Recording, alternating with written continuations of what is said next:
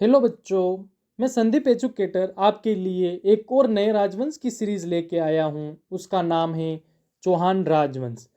मैंने मेरे YouTube channel Sandeep educator पर मेवाड़ राजवंश की सीरीज़, जिसमें महत्वपूर्ण प्रश्न जो आरपीएससी व आरएसएसबी द्वारा गत वर्षों में पूछे गए हैं, उस सीरीज़ में ये प्रश्न ऐड किए मैंने। और आगामी जो परीक्षा आने वाली हैं उसमें यही प्रश्न आने वाले हैं, क्योंकि आप सभी जानते हैं कि आरपीसी व आरएसएसबी द्वारा जो प्रश्न पूछे जाते हैं, लगभग आगामी परीक्षाओं में 80 से 85% तक प्रश्न वही उठते हैं। इसीलिए ये सीरीज़ बहुत ही महत्वपूर्ण है।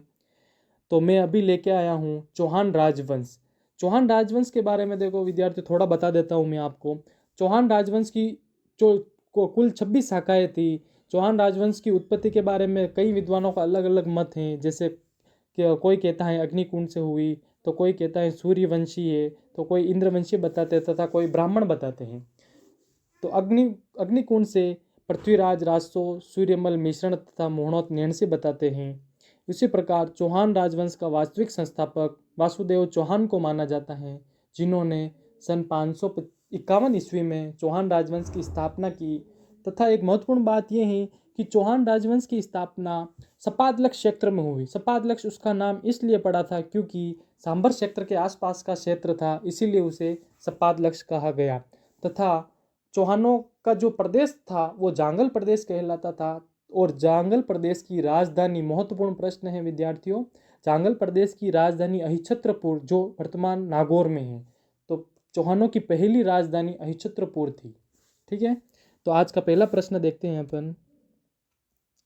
किस इतिहासकार ने चौहानों को ब्राह्मण वंश से उत्पन्न होना बताया है? सही उत्तर डॉक्टर भंडारकर, ऑप्शन ए। अगला प्रश्न, पृथ्वीराज तृतीय का समकालीन चंदेल शासक कौन था? देखो विद्यार्थियों, ये प्रश्न 2022 में भी आया, लैब असिस्टेंट में सेकंड ग्रेड 2014 में आया। ये प्रश्न अत्यधिक महत्वपूर्ण प्रश्न है कि इसको रट दो, इसको रट लो कि चौहान शासक पृथ्वीराज तृतीय थे, उसके समकालीन परमर्दी देव थे। और एक महत्वपूर्ण प्रश्न ये भी है, परमर्दी देव के जो सेनापति थे आल्हा व उदल, पहले पृथ्वीराज तृतीय के दरबार में आए थे, फिर वापस जो युद्ध हुआ था महोबा का युद्ध, उसमें वापस आल्हा व उदल ने वीरतापूर्वक परमर्दी देव के का साथ दिया था, तथा उनकी मृत्यु भी हो गई थी। तथा एक महत्वपूर्ण बात यह भी है कि महोबा विजय के बाद पृथ्वीराज चौहान ने महोबा का शासक किसे नियुक्त किया? तो इसका सही उत्तर है पंजू राय को। यह प्रश्न आया हुआ है कि किसको पृथ्वीराज चौहान ने महोबा का शासक नियुक्त किया या अधिकारी नियुक्त किया? तो पंजू राय को किया। ये आपको दिख रहा होगा डिस्प्ले पे, पंजू राय को। इसका सही उत्तर है, समकालीन चंदेल शासक कौन था? परमर्दी देव, ऑप्शन सी।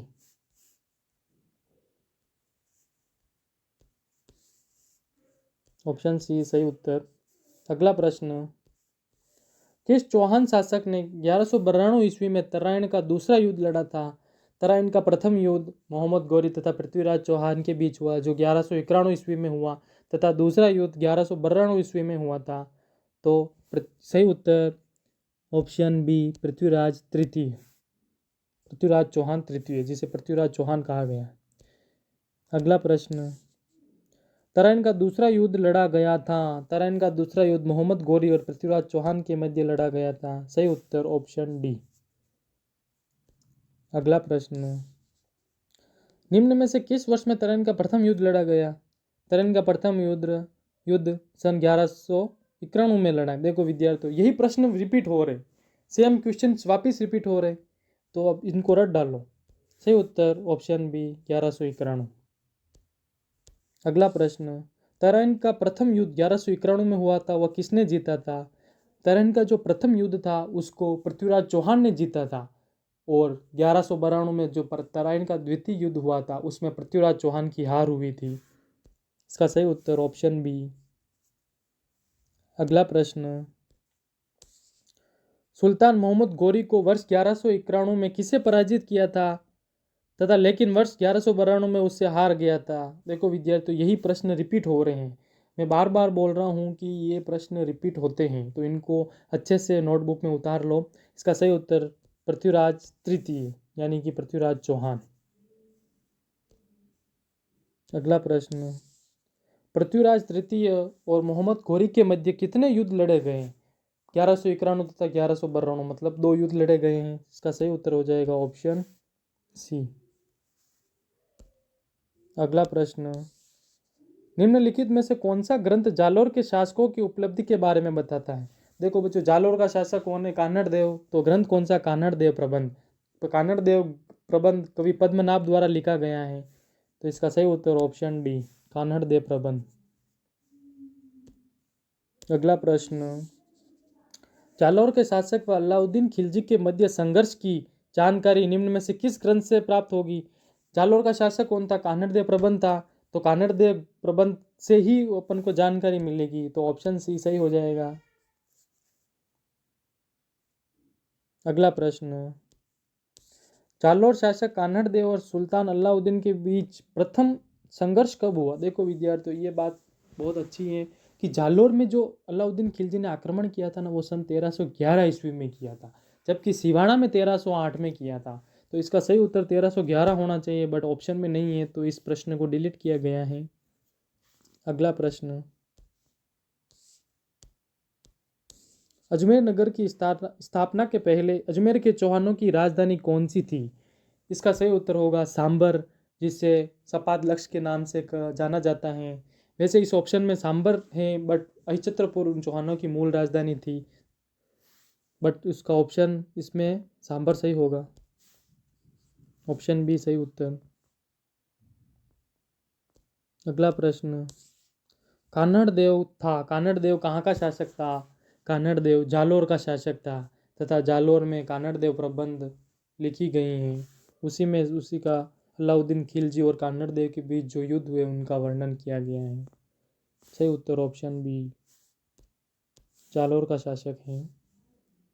अगला प्रश्न, जालोर में अलाउद्दीन का समकालीन शासक कौन था? जालोर में अलाउद्दीन का समकालीन शासक कान्हड़ देव था। देखो विद्यार्थियों, ये प्रश्न वापिस आ गए हैं, 2-3 बार लगभग आ गए हैं, यानी कि क्वेश्चन यहीं से उठने वाले हैं। सही उत्तर ऑप्शन बी, कान्हड़ देव। अगला प्रश्न,